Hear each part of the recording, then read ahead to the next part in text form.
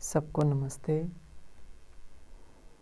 गीता में चर्चा चल रही है कि किस प्रकार से व्यक्ति अपने उस योग के मार्ग से विचलित हो जाता है और विचलित होने के बाद किस प्रकार से उसको अपने पूर्व जन्मों के कर्मों के अनुसार विभिन्न लोकांतरों में से गुजरते हुए दोबारा से वही संस्कार उभर कर के सामने आते हैं और फिर वही अपने उस पुराने मार्ग के ऊपर वह चल पड़ता है और अपने उस लक्ष्य को प्राप्त करने के लिए वह उस परमपिता परमात्मा की भक्ति में स्वयं को सराबोर कर लेता है।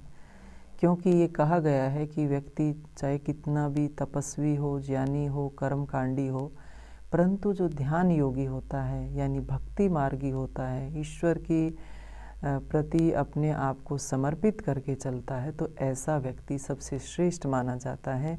क्योंकि इस मार्ग पर चल कर के ही अनन्य भक्ति से जब वह आगे बढ़ता है तभी वह उच्च स्थिति को प्राप्त कर सकता है, अपने उस लक्ष्य को हासिल कर सकता है। तो आगे इसी प्रसंग में अगली बात जोड़ते हुए योगेश्वर श्री कृष्ण अर्जुन को बता रहे हैं कि ऐसी परिस्थिति हमारे सामने पैदा ना हो कि हम योग मार्ग पर तो चल पड़ें, परंतु किसी कारण से हमारी असावधानी के कारण हम उस पथ से विचलित हो जाते हैं, तो बहुत समय हमें लगता है कि दोबारा से हम अपनी उस स्थिति को प्राप्त करें।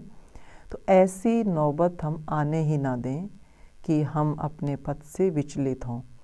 तो हमें किन किन साधनों को अपनाना होगा कि हम योग मार्ग पर चलते हुए अपने उस पथ से कभी भी दिग्भ्रमित ना हो। तो इसी को गीता में ज्ञान कहा गया है कि जो साधन हम अपने उस पथ पर निरंतर आगे बढ़ने के लिए अपनाते हैं, उपाय करते हैं कि हम पथ से इधर उधर भटके नहीं, उन साधनों का जो उपयोग किया जाता है, उन साधनों को अपनाया जाता है, उसी को गीताकार जो है ज्ञान नाम से कहता है। तो ज्ञान जो है इस रूप में आता है। उस महर्षि पतंजलि ने जो यम और नियम के बारे में बताया है कि सदाचार का पालन जीवन में करना चाहिए, यम नियम के माध्यम से वह तत्व ज्ञान को प्राप्त करने के लिए बताया गया है। और तत्व ज्ञान को प्राप्त करने में यम और नियम साधन माने जाते हैं और गीता में साधन ज्ञान माना जाता है विज्ञान को प्राप्त करने के लिए। यहाँ तत्व ज्ञान के स्थान पर विज्ञान शब्द का प्रयोग किया गया है और विज्ञान को प्राप्त करने के लिए ही ज्ञान को हमें अपने जीवन में अपनाना होता है। इसी को मनुस्मृति में धर्म के लक्षण बताया गया है कि जब हम ज्ञान को अपनाते हैं, उन साधनों का जो है पालन करते हैं, वही हमारा धर्म का स्वरूप बन जाता है। और कहा ज्ञान और विज्ञान दोनों ही कर्मयोग के साधन माने जाते हैं। तो हमें आगे इसी रूप में चर्चा करनी है, ये जानना है कि वह जो साधन हैं जिनके को अपनाने से हम कभी भी दिग्भ्रमित ना होंगे, कभी योग मार्ग से भटकेंगे नहीं। तो इसमें योगेश्वर श्री कृष्ण श्लोक बोलते हैं कि इदम तू ते गुह्यतमं प्रवक्ष्यामि अनसूयवे ज्ञानम विज्ञान सहितम यज्ञात्वा मोक्ष से अशुभात।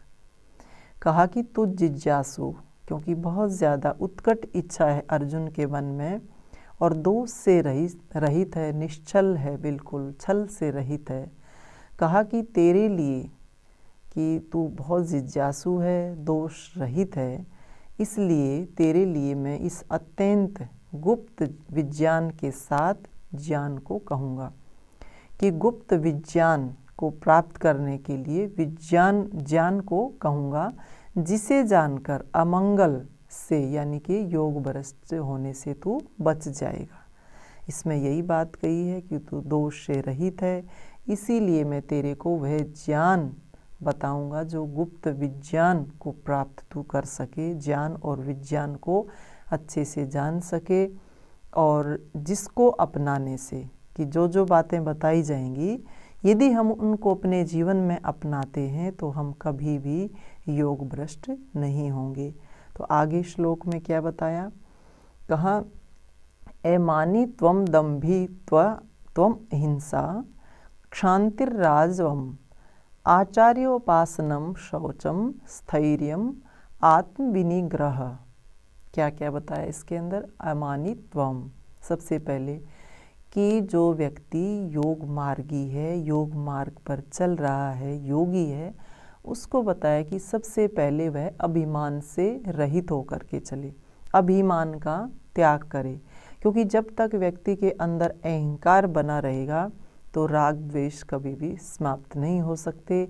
मैं का भाव उसका जितना ज़्यादा तीव्रता के साथ उसके अंदर रहेगा उतना ही ज़्यादा उसके अंदर और सारे विकार आते रहेंगे।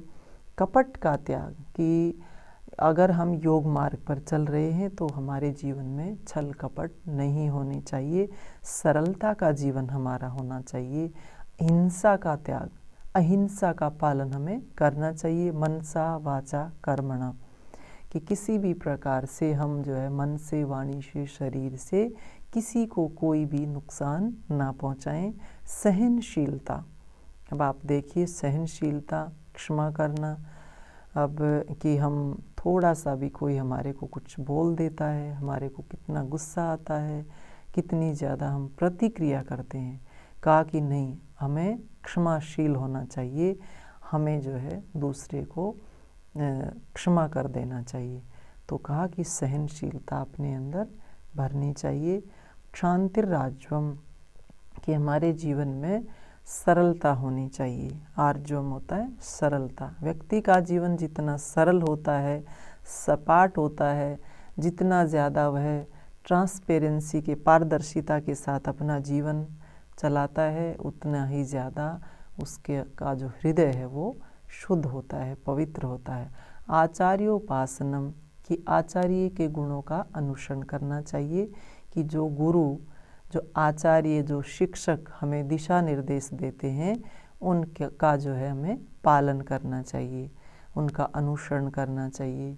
और जो है शरीर, आत्मा और मन तीनों की शुद्धि होनी बहुत ही आवश्यक है।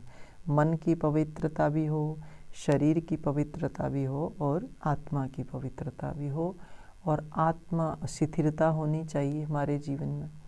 स्थिरता के बिना तो हम जो है ना उधर के रहेंगे ना इधर के रहेंगे।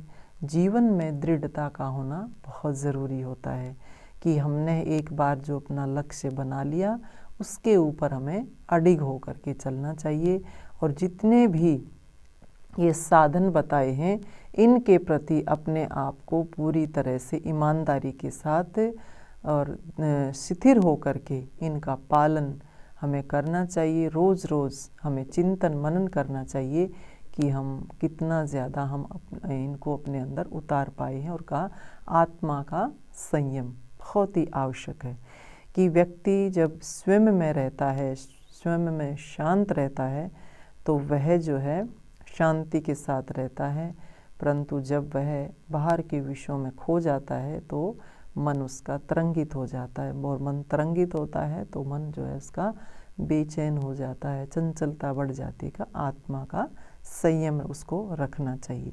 तो इन बातों का जब हम पालन करेंगे, रोज़ रोज़ करेंगे, कि हमने योग मार्ग पे चलना है, उस परम तत्व की प्राप्ति करनी है, तो अगर हम इन साधनों का पालन नहीं करते जीवन में, इनको अपना करके नहीं चलते, तो हम कभी भी अपने उस लक्ष्य को प्राप्त नहीं कर सकते। तो इनका हमें पालन करना चाहिए। जीवन में अहंकार, छल कपट, हिंसा, ये जो है अवज्ञा की भी हम किसी की आज्ञा का पालन नहीं करते, और मन आत्मा बुद्धि की शुद्धि हो और आत्मा पर संयम करके चलें, शिथिर हो करके चलें, चंचलता हमारे जीवन में ना हो। इन बातों का पालन करना चाहिए। यही ज्ञान है उस विज्ञान को प्राप्त करने के लिए। तो कुछ बातें आपके सामने रखी हैं। बाकी जो इसका शेष भाग है, आगे क्या क्या साधन बताए गए हैं, आगे चर्चा करेंगे। इन शुभकामनाओं के साथ आप सबका धन्यवाद। सबको नमस्कार।